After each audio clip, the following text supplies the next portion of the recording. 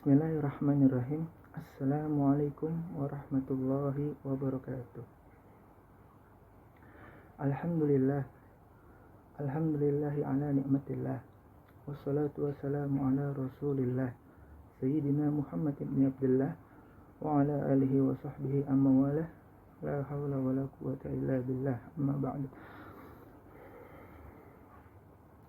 Yang terhormat dan yang saya muliakan, dosen kita bersama yang membimbing kita semua dan yang menjadi dewan juri untuk penilaian ceramah singkat atau dalam tugas ulangan akhir semester ini, yaitu Ibu Liswa Sentosa Aisyah. Semoga Allah panjangkan umurnya, sehatkan badannya di dalam ketaatan beribadah pada Allah Subhanahu wa taala. Dan kepada teman-teman sekelas saya sekalian dan kepada penonton yang nantinya video ini diupdate ke YouTube, semoga berbahagia. Pertama-tama, marilah kita panjatkan puji syukur kita ke hadirat Allah Subhanahu wa taala yang telah memberikan kita nikmat yang terlihat maupun yang tidak terlihat. Salah satu contoh nikmat yang terlihat ialah nikmat sehat. Nikmat yang kita bisa rasakan, yang saat ini kita bisa berdiri, kita bisa berbicara tentang keilmuan yang telah Allah turunkan kepada kita. Dan yang tidak terlihat, nikmat iman, nikmat Islam yang terus mengalir ketika kita melaksanakan sholat dan ibadah lainnya. Kita merasakan nikmat iman dan nikmat Islam tersebut. Dan tak lupa kita junjungkan sholawat kepada baginda Nabi Muhammad SAW yang telah membawa kita dari zaman kegelapan hingga zaman yang terang benderang ini. Pada kesempatan kali ini, izinkan saya hanya untuk menyampaikan sepatah dua patah kata untuk mengikuti ujian akhir semester ini, yaitu dengan bertemakan jadilah pemuda-pemudi yang bermanfaat di zaman milenial ini. Sedikit saja poinnya, yaitu membahas tentang hadis riwayat Imam At-Tabrani di dalam kitabnya. Saya lupa kitabnya itu apa. Pokoknya yang berbunyi begini.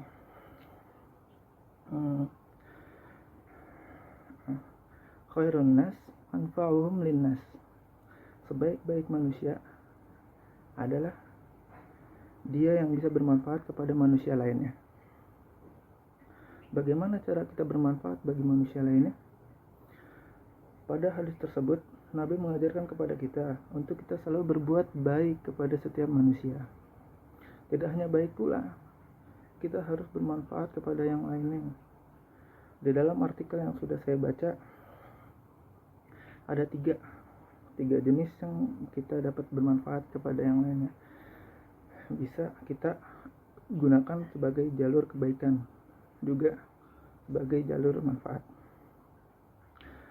Untuk berbuat baik ini, kita tidak usah ragu, karena di dalam Al-Quran surat Al-Isra ayat 7 Allah berfirman, A'udzu billahi minasyaitonir rajim. Bismillahirrahmanirrahim. In ahsantum li anfusikum. Allah gitu. Ila akhir ayat. Di dalam ayat tersebut Allah bilang, sesungguhnya ketika engkau berbuat baik, niscaya Allah akan berbuat baik juga kepada kalian.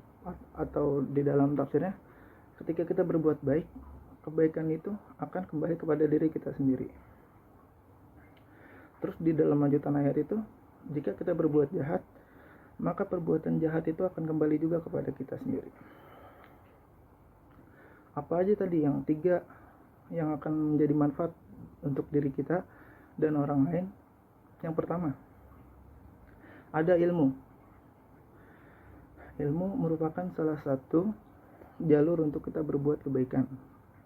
Kita menyebarkan ilmu, bagaimana dengan sabdanya Nabi, balagani walau ayat, sampaikanlah kepadaku walau satu ayat.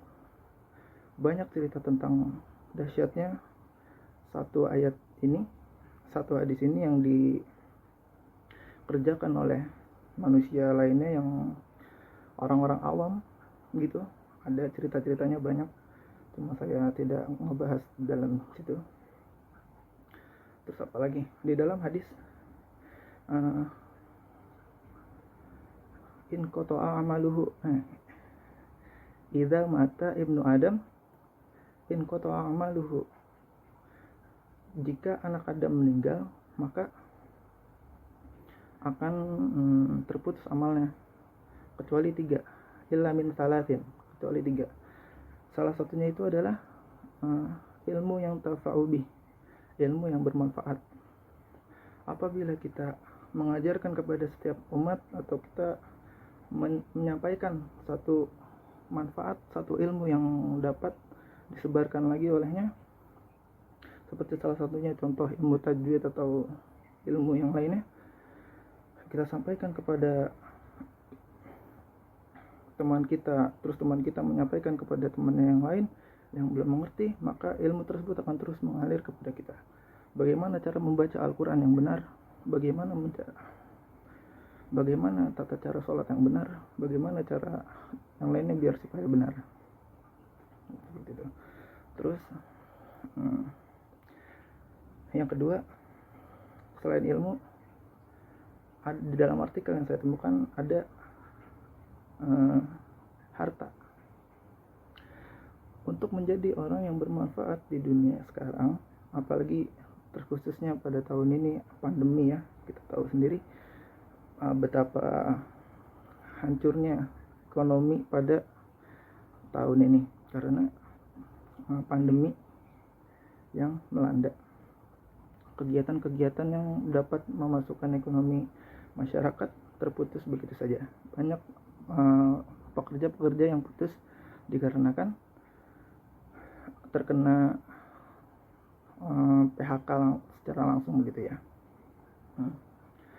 Dalam harta ini sebenarnya pemuda-pemudi zaman sekarang itu bisa untuk mengamalkan hartanya di jalan Allah, untuk bersedekah, membangun dakwahnya di jalan Allah, membangun masjid, hartanya bisa disumbangkan di berbagai sedekah-sedekah tertentu. Tetapi sayangnya pemuda-pemudi pada masa kini hanya mengandalkan gengsi yang terlalu tinggi, sehingga mereka hanya untuk membeli nasi saja. Nasi yang di pinggir jalan hanya 7.000, ketika dia masuk ke restoran harganya jadi 70.000.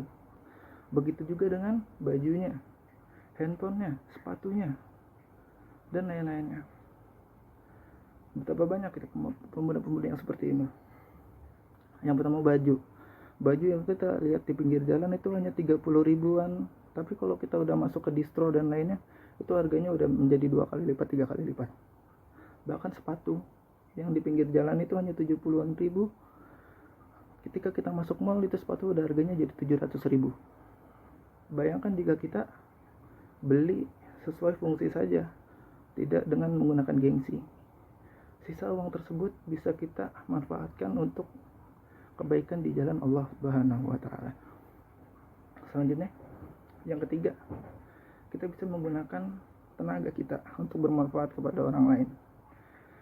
Salah satunya contoh ketika tetangga kita mengadakan acara apapun, maulid, selamatan, tasyakuran, akikahan, dan lainnya. Kita tidak punya ilmu, kita tidak punya harta, maka kita harus membantunya dengan tenaga kita. Kita membantu untuk membersihkan segala macamnya untuk mensuksesan acara tersebut. Maka tenaga tersebut sangat membantu untuk manusia lainnya. Dengan demikian yang dapat saya sampaikan, ayat terakhir ini akan menjadi penutup. Faman ya'mal mithqala dzarratin khairan yarah. Barang siapa yang berbuat baik, niscaya perbuatan baik tersebut akan dibalas dengan walaupun sekecil biji sawi tersebut. Dengan demikian, akhirul kalam, ila liqa ma'as salamah wa ridha wal inayah. Assalamualaikum warahmatullahi wabarakatuh.